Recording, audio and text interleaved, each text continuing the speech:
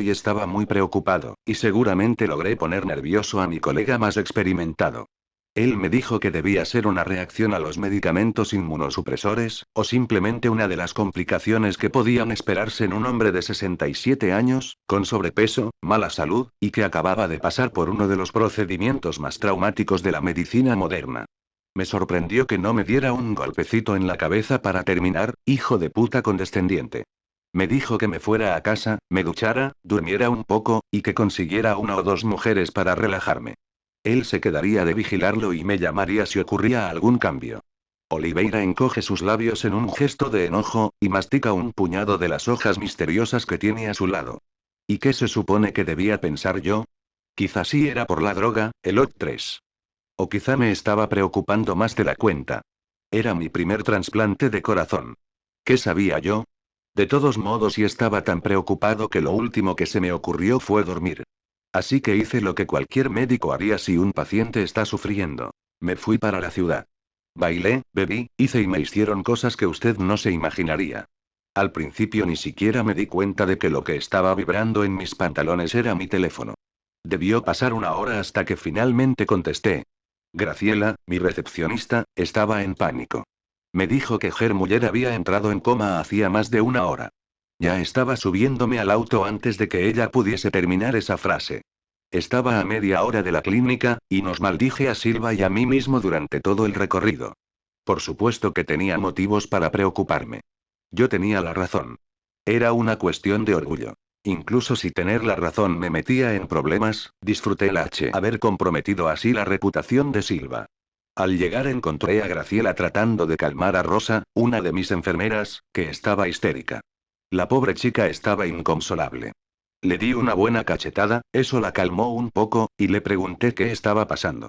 ¿Por qué su uniforme estaba manchado de sangre? ¿Dónde estaba en doctor Silva? ¿Por qué todos los pacientes estaban fuera de sus cuartos, y qué diablos era ese maldito ruido? Me dijo que Muller había muerto de repente, sin aviso. Me explicó que habían estado tratando de resucitarlo, y que Muller había abierto los ojos y había mordido al doctor Silva en la mano. Estuvieron forcejeando. Rosa trató de ayudarlo, pero estuvo a punto de ser mordida también. Abandonó a Silva, salió corriendo del cuarto, y cerró la puerta con llave.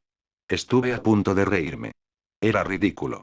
Quizás Superman había cometido un error y lo había diagnosticado mal, si eso era posible. Quizá el viejo se había levantado, mareado, y había tratado de agarrarse al doctor Silva para no caerse. Tenía que haber una explicación razonable pero esa sangre en su uniforme y el sonido ahogado en el cuarto de Muller y regresé a mi auto por mi arma, más para calmar a Graciela y a Rosa que por mi propia seguridad. ¿Usted portaba un arma? Vivía en Río. ¿Qué cree que llevaba conmigo, nada más mi pinto? Volví al cuarto de Muller y toqué varias veces. No escuché nada. Los llamé a él y a Silva. No respondieron. Había sangre saliendo por debajo de la puerta. Entré y vi que estaba por todo el piso. Silva estaba tirado en una esquina, y Muller estaba arrodillado sobre él con su gorda, pálida y velluda espalda hacia mí. No recuerdo cómo llamé su atención, si acaso lo llamé, dije alguna grosería, o simplemente me quedé allí parado. Muller se volteó, y unos pedazos de carne ensangrentada cayeron de su boca. Algunas de las grapas de acero de su sutura se habían abierto, y un fluido negro y gelatinoso salía de la incisión. Se puso de pie con torpeza, y cojeó lentamente hacia mí. Levanté la pistola y apunté hacia su nuevo corazón. Era una Desert Eagle israelí, grande y lujosa. Precisamente por eso la había comprado. Nunca antes había tenido que dispararla, gracias a Dios. No estaba listo para el retroceso.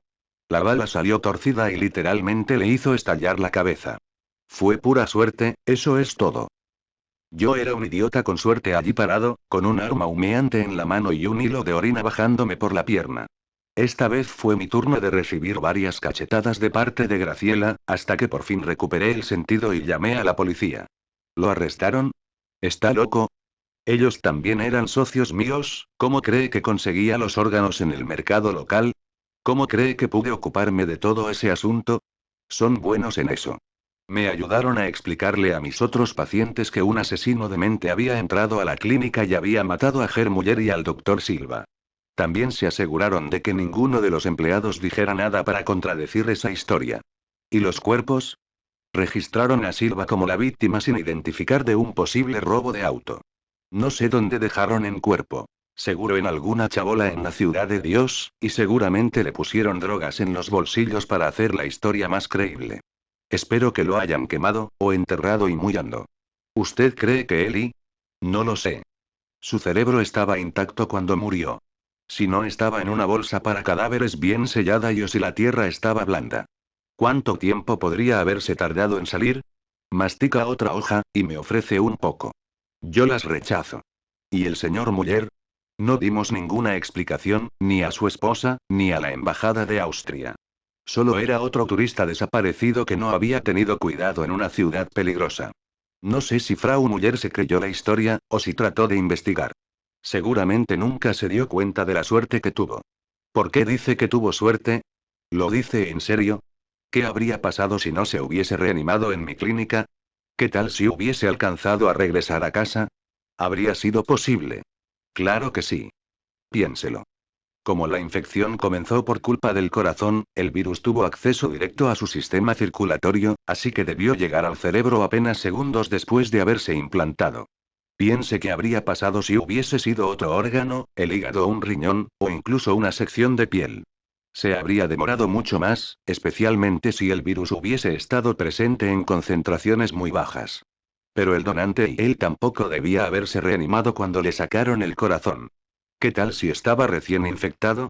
El órgano podría no haber estado saturado por completo. Quizás solo un rastro infinitesimal del virus. Si se pone un órgano así en otro cuerpo, podría tomarle días, semanas incluso, antes de poder llegar hasta el torrente sanguíneo.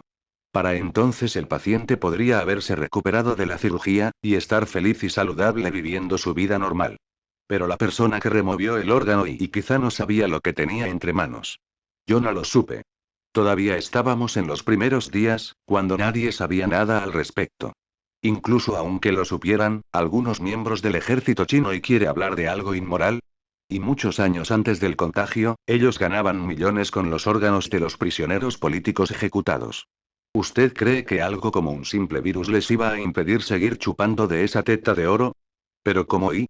Si se retira el órgano justo después de que la víctima muere y incluso mientras todavía está viva y ellos solían hacer eso, usted sabe, remover órganos todavía vivos para garantizar que estuviesen frescos y luego se empaca en hielo y se envía en el primer avión hacia Río y China era el más grande exportador de órganos humanos del mercado mundial. ¿Quién sabe cuántas córneas infectadas, cuántas glándulas pituitarias y madre de Dios, cuántos riñones infectados despacharon en el mercado negro? Y estamos hablando solo de los órganos. ¿Quiere que hablemos de los óvulos donados por las prisioneras chinas, el esperma, y la sangre? ¿Cree que la inmigración fue la única manera en que la infección se diseminó por el planeta? No todos los primeros infectados en Occidente fueron inmigrantes chinos. ¿Cómo explicar todas esas historias de gente que murió sin razón aparente, y luego revivió sin haber sido mordida? ¿Por qué tantas epidemias comenzaron en los hospitales? Los ilegales chinos no podían ir a los hospitales. ¿Sabe cuántos miles de personas se hicieron un trasplante ilegal en esos años antes del gran pánico? Si tan solo el 10% de ellos quedaron infectados, o el 1%, ¿y tiene alguna prueba para esta teoría? No, pero eso no quiere decir que no pudo pasar. Cuando pienso en todos los trasplantes que realicé, todos esos pacientes de Europa, de los Emiratos Árabes, e incluso los hipócritas de los Estados Unidos. A muy pocos yanquis les interesaba saber de dónde había salido su nuevo páncreas o riñón. Podía ser de un niño de la ciudad de Dios o de un estudiante desafortunado en una prisión política de China. No lo sabían y no les importaba. Ustedes solo firmaban sus cheques de viajero, pasaban por el bisturí, y se devolvían para Miami, o Nueva York, o donde fuera. ¿Alguna vez trató de contactar a alguno de esos pacientes, de advertirles? No. Estaba ocupado tratando de recuperarme de un escándalo, de volver a levantar mi reputación, mi clientela, mi cuenta de banco. Quería olvidar todo lo que había pasado, no investigarlo a profundidad. Para cuando me di cuenta del verdadero peligro, ya lo tenía golpeando la puerta de mi casa. Puerto de Bridgetown, Barbados, Federación de las Indias Orientales. Me dijeron que debía esperar un barco alto, aunque las velas del Infingo son en realidad 4 turbinas verticales de viento que se levantan desde su esbelto casco de trimarán. Al ver que están conectadas a una batería de PEMS, células de energía basadas en una membrana de intercambio de protones que le permiten convertir el agua de mar en electricidad, es fácil entender por qué la I del prefijo